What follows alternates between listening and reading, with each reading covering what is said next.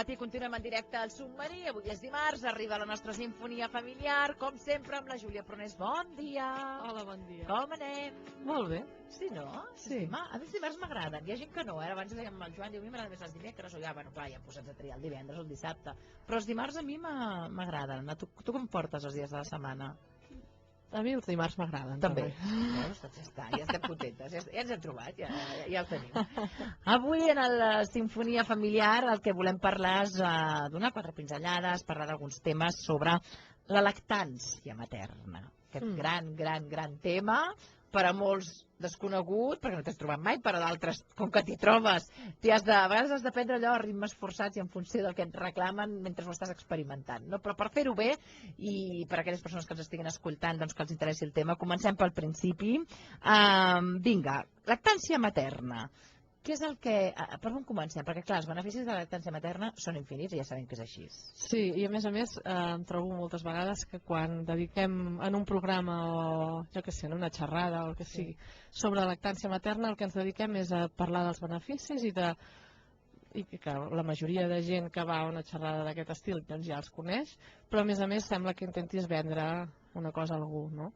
I tampoc es tracta d'això. Vull dir, no es tracta de convèncer ningú d'una cosa, que és la millor del món, que ja sabem que està molt bé i que és preferible, però s'ha de respectar la llibertat de cadascú i no hem de fer sentir malament a ningú pel fet d'escollir una altra opció. El problema, penso jo, és que a vegades ens trobem escollint l'altra opció, diguéssim, la lactància artificial, perquè no ens han sabut assessorar, perquè no ens han sabut acompanyar, o perquè hem tingut un espòs que ja per no afrontar una situació que ja va funcionar malament en una altra vegada, doncs hem optat per una altra opció. És interessant la reflexió que fa la Júlia, perquè, esclar, evidentment, quan les mares pareixen, evidentment, doncs, el nen l'hem d'alimentar, fisiològicament i a nivell de la naturalesa ja ens porta que tinguem aquesta llet materna, que és el que alimenta el nadó, però, clar, ni tothom neix amb les coses apreses, hi ha coses que el cos et porta que siguin més fàcils o menys fàcils, i per tant això, la reflexió que fas tu, que em sembla molt encertada, és de dir, a vegades deixem de donar la llet al pit, per entendre'ns, i optem per altres fórmules artificials perquè no ens ho han ensenyat, perquè no ens n'hem sortit, perquè ens hem angoixat, perquè, doncs no. És a dir, qualsevol opció és bona, però que no deixem les opcions bones perquè no en sabem prou, no? Que no sigui per això, diguéssim. Clar. Per tant, evidentment, els beneficis de la lactància materna doncs hi són, però hi ha dones que és veritat que sí que volen donar el pit, que és la seva il·lusió, que evidentment doncs, ho troben natural, però o no en saben o no poden o no els hi fa la pujar la llet o tenen problemes, realment. O identifiquen qualsevol situació d'aquestes quan potser no hi són. A vegades ens ve donant, que ens diuen, no, això és que no tens prou llet. I si jo opto per creure-m'ho, doncs... No en tindré prou. Doncs intento complementar-ho o el que sigui. A vegades és una mala informació o tòpics d'aquests que volten que no són veritat. Per tant, normalment el procés és que quan tu pareixes, en el cas que sigui a l'hospital, a part del que jo conec, ja et posen el nen, evidentment, al pit i et diuen, ja et farà la puja, t'ensenyen allò, a vegades molt ràpidament, d'una manera molt directa i poc humana, com s'ha de posar el nen, com l'has d'agafar, i esperes, jo vaig tenir la sensació d'esperar a veure què passa, no? Sense ser partícip directe per manca d'informació, perquè era la primera vegada del que jo puc potenciar en positiu que passi, no? Llavors, en aquest cas ja existeixen, i aquí tu n'ets per participar als grups de lactància. Què podem fer en el cas de dir, mira, jo estic embarassada, vull donar-li el pit si puc al meu fill, què haig de fer, com m'informo? Primer de tot, treure'l si puc. Exacte. Això ja ho sabia. Ho sé. Tothom pot, si vol. Se'ns escapa. No és qüestió de voler, a vegades és tothom pot si es troba en unes circumstàncies favorables i qui té al voltant l'acompanya correctament. Perquè no naixem sabent donar el pit, n'aprenem observant i clar, portem unes dècades en què les nenes hem pogut observar poc a les nostres mares o a les nostres tietes, a les amigues de les nostres mares, alletar els seus fills. Perquè ha sigut una etapa molt de biberó, perquè les nines totes porten biberó, fixa't que porten totes biberó, perquè ha sigut un tema una mica així tabú i tampoc es donava molt al pit en públic. Ara ja és una cosa bastant normalitzada i ja és més fàcil veure. El que passa que abans les mares tenien molts més fills i la filla gran doncs veien el dia a dia, tard o d'hora veia com la seva mare lletava un dels seus germans, no? I a més doncs es vivia molt més en família més gran. Aquest procés és cert. I tu podies veure la teva germana alletar el teu nebot, no? Perquè hi havia una poca distància, no? I les dones doncs potser tenien més espais de trobada a nivell familiar i es podien observar les unes a les altres, no? Ara doncs això, pel que sigui, no ho tenim, i llavors un grup de lactància és un bon recurs per compartir amb altres dones i a més doncs, amb dones que estem formades o que sabem assessorar i acompanyar, no? Per això és interessant fins i tot anar-hi ja embarassada, no? Ara anava a dir-ho, què he de tenir en compte just néixer el nadó, perquè moltes vegades ens arriben mares amb nens ja d'una setmana en amunt, o un mes i mig amb clivelles, i dius, aviam, clar. Jo no me'n recordava del tema de les clivelles, que són aquestes estries, aquests talls que hi ha en el mugró de la dona, que realment pot rejar sang i és un mal horrorós. Jo parlo en primera persona i disculpeu que estigui tan directa, però ho recordo com una... Clar, evidentment, ja pot suposar que el meu ella també va durar una setmana, però ho recordo com una experiència fins i tot traumàtica. Si ja sabem des de l'embaràs el que fa que puguin aparèixer clivelles, és més fàcil que les puguem evitar o que un cop surtin sapiguem trobar solucions. Perquè jo m'he trobat moltes mares que em diuen no, m'han dit que això ja es curarà, que això es cura sol, que això es cura sol, i a vegades ho fa, però a vegades no. I llavors doncs va bé saber que puc accedir a un grup de lactància o puc trucar a una consultora de lactància, una assessora de lactància que vinguin a casa i m'ajudin o vinguin a l'hospital.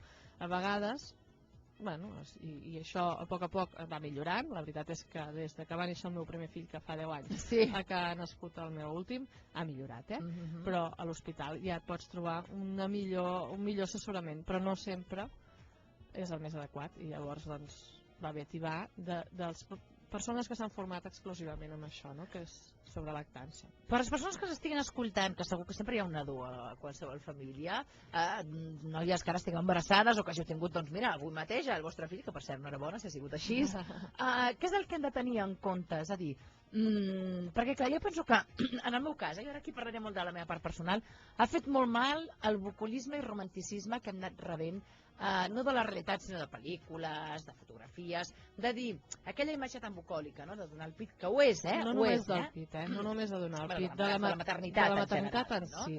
En el que la maternitat evidentment és un canvi, és un procés a vegades dolorós i a vegades no, però ens hi trobem, potser perquè dèiem manca d'informació o inexperiència, però jo penso que en el meu cas no vaig ser prou conscient del que volia dir l'alletament fins que no m'hi vaig trobar, i en el meu cas ja va ser massa tard, perquè se m'escapaven les eines, clar, la criatura ha de créixer. És evident que hi ha un moment que dius, bueno, quan la criatura no té pes i s'està primant, aquí hi ha xufles, no el biberó. És que si convé una ampolla de suero, perquè ha de créixer. Llavors, com que la prioritat ja és el benestar del nadó, ja elimines qualsevol altra possible solució. Per tant, avancem-nos, la gent que estigui ja a punt de parir, o que estigui embarassada, és igual, o per simple informació, que penso que està molt bé. Què hem de tenir en compte, Júlia? Què hem de fer? Què passa? Jo he portat uns quants punts que són els que normalment ens apareixen en un grup de lactància, mares que ja venen amb unes situacions. Una són les clivelles, o el dolor, perquè a vegades fa dolor però no hi ha una clivella, una producció insuficient, o sigui, realment el bebè no augmenta de pes, i moltes vegades és degut a una posició incorrecta del nadó cap en el pit. Això moltes vegades s'evita una posició incorrecta si després de néixer el bebè no el separen de nosaltres i el podem tenir a sobre del nostre cos, pell en pell, a poder ser, que això ja ho fan a molts hospitals, sense que ningú te'l posi al pit. Un bebè neix amb l'instint per agafar-se correctament al pit. I és més, si busqueu per internet hi ha una pila de vídeos, en diuen la tècnica de la no tècnica, o d'altres noms també, ja que ara no, I és que tu poses un bebè a sobre el cos de la mare recent nascut i més endavant també passa, o sigui, també són capaços. I ell mateix repta cap amunt, busca el pit, es xupa la mà just al néixer, i això és normal, no és que tingui gana, és que està reconeixent el gust del líquid amniòtic que té una relació amb el calostre de la mare, i després comença a donar cops amb el cap fins que localitza el mugró i s'agafa perfectament. El problema és moltes vegades que el bebè neix i com que es xucla les mans, com que se'l veu que succiona, amb tota la bona voluntat del món, algun professional diu: vine que te'l poso al pit. Ja està. Ja està, estem aquí posant una interferència. El bebè s'ha d'agafar en el moment que està preparat. Primer ha de posar en marxa tots els seus sistemes. És que amb això que estàs dient, Júlia, perdona que t'interrompeixi, som animals, i ara recordo, per exemple, disculpeu la comparació, però una cadellada, un gos. Tu ho veus, és a dir, això que està explicant la Júlia, el gos, la gossa que acaba de parir, tens els cadells en allà, els acosten normalment els veterinaris a prop de la mare, i ells sols, a més, tenen 10 mugrons, són 10 cadells i cadascun ja sap on ha d'anar. Bueno, l'última vegada, els pobres queden allò com el cap colgat, però és veritat. Per tant, aquest instint animal no l'hem de treure dels nostres bebès. I posar un bebè al pit potser no està preparat encara, i llavors no s'agafarà bé, potser la mare no està en la millor posició, pel que sigui, l'ideal és no posar un bebè al pit. Pensem que quan acaben de néixer sí que com més aviat s'agafen al pit millor per la mare, perquè hi ha s'activa algun procés químic o d'hormones. S'alliberen oxitocina, va molt bé per contraure l'úter i perquè no se sangri tant, tot i que el protocol hospitalari posa oxitocina sintètica, però no caldria si el bebè s'agafés bé al pit i es deixés fer. Clar, és que el cos ja està ideat, d'aquí la màgia de l'ésser humà, perquè tot funcioni, no? És a dir, el cos ja està ideat perquè un bebè mami i aquesta succió provoqui una recuperació del teu cos després de parir, no? Per tant, és que és la gran fàbrica, el nostre cos, clar. Doncs llavors, les clivelles i el dolor normalment apareixen quan la posició està incorrecta.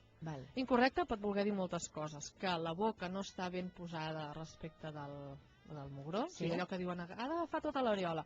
Més que d'agafar tota l'areola, vol dir que els llavis de dalt i de baix han d'estar oberts cap enfora, no pinçant el mugró al pit, sinó deixant que entri tot cap a dintre. Jo sempre proposo de jugar amb un globo de mig desinflat, d'aquells de les festes d'aniversari, i intentem xuclar-lo cap a dintre la boca. Veiem que si pincem amb els llavis no entra igual de bé. Si posem els llavis cap enfora, el globo entra cap a dintre. Per tant, llavis cap a fora. El pit ha d'estar tou com el globo de la festa desinflat. Si està molt inflat, allò, acabem d'inflar els globus i intentem fer aquest joc d'entrar el globo dintre, no pot entrar dintre la boca. Per tant, si una mare després del part està amb un pit molt inflat, molt dur, el mugró potser sí que pot posar tot el pit a la boca, però la succió no serà correcta. Serà una posició incorrecta, no sortirà prou llet i a més no buidarà el pit, per tant la cosa es mantindrà. Va molt bé posar escalfor just abans de donar el pit i fins i tot buidar una miqueta manualment, perquè el pit s'estovi una mica, llavors el pit és més fàcil que entri i que els llavis es col·loquin ben posats. El cos respecte del cos de la mare, això típic que diem panxa en panxa, panxa en panxa, sí però, jo sempre dic sí però, mirem bé com tenim la forma del pit, cap on enfoca el nostre mugró, perquè si enfoca cap avall, posem el nen panxa en panxa, el mugró no entra centrat. Per tant, hem d'enfocar bé la boca amb el mugró. És a dir, el que s'han de trobar és el mugró i la boca, no? Més que el cos amb el cos. I que entrin ben centrats. Clar, com dues peces que estan fetes una per l'altra. I per tant, si fa mal, el cos ens està indicant que una cosa no va bé, que alguna cosa no va bé. I a vegades aquí tenim una altra cosa que fem les mares, que diem, és igual, jo m'aguanto perquè ha de menjar. I tant, i tant. El cos, quan ens avisa, no és en va. Si fa mal, vol dir que és una posició incorrecta i per tant no s'està buidant bé el pit. Hi ha molts nens que arriben, mares que arriben amb clivelles, un nen que mama molta estona i molt seguit, un nen que no guanya pes, que a més té tots els senyals que indiquen que no està menjant prou i a més la mare té clivelles. corregint la posició, moltes vegades en una setmana aquell nen ha recuperat el pes que no guanyava. Clar, és que és important. Per tant, és molt important la Clar. posició. Per Clar. tant, si fa mal, hem de trobar la posició correcta, que és la que no fa mal. Clar. I llavors no ens hem d'estar quietes. O sigui, jo veig mares allà aguantant el dolor, totes quietes, totes contracturades, no? No. Treu el pit de la boca del bebè, torna-la a col·locar, busca la posició, i si tu no la trobes, truca algú que t'ajudi.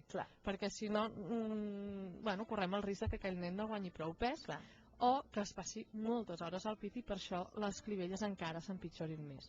Les clivelles només es curen quan es troba la posició correcta. Sí que ens ajuden algunes pomades, sí que ens ajuden algunes coses que fem servir. Quan ja les tens, que ja no pots més. Però no les curen. Perquè això que diu, tens clivella, posa't aquesta pomada que va molt bé. Va molt bé. Puc dir la marca i tot. Sí, va molt bé si poses el bebè al pit correctament. Si no, no. Per tant, necessitem que algú ens ajudi. Una altra cosa, què vol dir donar el pit a demanda? A demanda vol dir a demanda. A demanda vol dir fins que l'altre vulgui. Quan vull i tota l'estona que em faci falta. Evidentment, si un nen no està ben col·locat al pit i tinc clivelles i no guanya pes, i a més està molta estona al pit, s'ha de valorar. S'ha de valorar la posició, perquè no vol dir, oi, a demanda m'han dit tota l'estona que sigui, però s'està tot el dia i no guanya pes. Llavors hi ha una altra cosa que no va bé. D'acord? Sí que a vegades les clivelles poden ser produïdes per alguna cosa que no té a veure amb la posició. D'acord? Però això s'ha de valorar. Ho ha de mirar algú entès amb lactància, un pediatre que pugui veure un frenet o un tema de boca. Però abans s'ha de descartar la posició. A demanda vol dir que si és cada hora i mitja, és cada hora i mitja. A vegades hi ha nens que són més de pica-pica, que es cansen ràpid mamant i que necessiten durant un temps mamar cada hora i mitja. Doncs no passa res. La llet materna es peix en 20 minuts. Per tant, no l'estem sobrealimentant ni l'estem empatxant, d'acord? Es peix en 20 minuts. Per tant, allò que dèiem, perquè sempre la lactància materna ha anat per temporades i per modes, que dic jo, no? Allò de dir, no, marca els horaris, llavors era allò, a demanda i voluntat, però sense tenir fre absolutament de res, no? Per tant, s'ha de valorar tot, que no sigui una demanda exagerada, que no sigui per algun problema, no? I el pit, jo sempre dic, és com si n'anessis a donar un i prou fins que el deixi anar. Tant si és perquè s'ha quedat satisfet o satisfeta i ja no en vol més, i ja ho veurem de seguida, com perquè no en té prou i en aquell pit ja no raja prou i llavors volem l'altre. Hem de pensar que durant una presa la primera llet que surt és molt més aigualida, té més aigua. Ara l'estiu va molt bé perquè hi ha nens que mamen 2 minuts i és perquè tenen set, no perquè tinguin gana. Llavors, al cap d'un quart d'hora igual s'estan mitja hora. És normalíssim. No vol dir que s'hagi quedat amb gana la primera vegada, vol dir que la primera vegada només ha begut aigua. Ha begut la primera llet, que és més liquideta, i la del final té més greix. I és la que fa que engreixin i és la que fa que es quedin satisfets. Per tant, allò que es deia, i que encara hi ha algú que diu 10 minuts a cada pit, no, sagrat, no es pot fer això.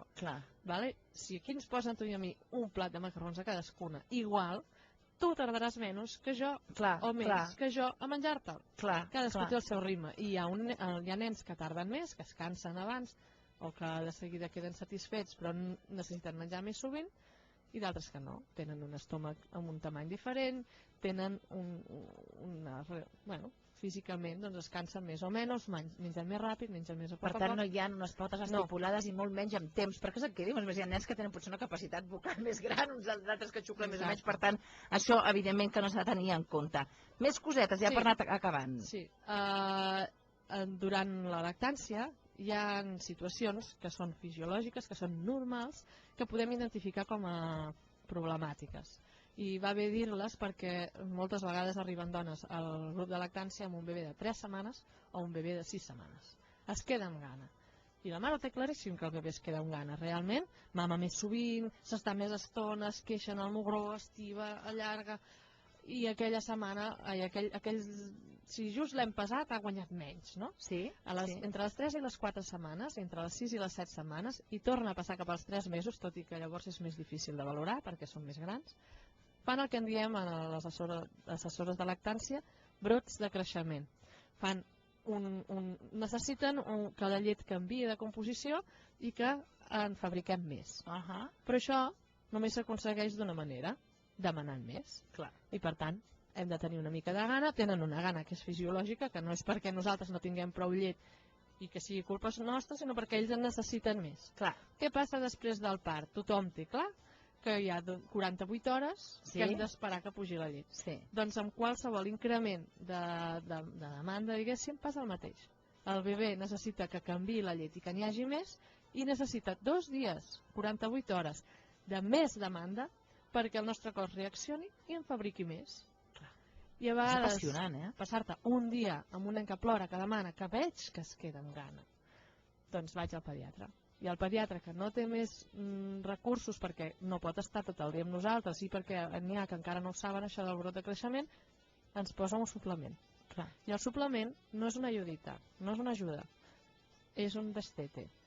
Perquè el nostre cos fabrica en funció de la demanda. Si jo cobreixo part de la demanda amb un biberó, la meva producció baixa. I si a més, a mesura que el nen va tenint més gana, augmento el biberó, cada vegada baixo més jo Per tant, si és a les 3-4 setmanes, si és a les 6-7 setmanes, i el bebè no té cap altre problema que no sigui que té una mica més de gana, esperem 2 dies. Que el cos faci aquesta reconversió. Esperem aquests 2 dies i a veure què passa. Escolta'm una cosa, perquè estem fora de temps. Fem una cosa, ens que em sembla molt interessant. Et sembla que la setmana que ve reprenem una mica lactància, el que ens ha quedat sobre el tinter, el fet de quan hem de destatar? Seguim amb el tema, perquè trobo que és molt, molt interessant i segur que les mamis que ens estan escoltant els hi encanta. I ho reprenem la setmana que ve, perquè no ho vull anar amb presses. M'interessa molt, no tinc intenció de tenir cap fill, però m'interessa molt el que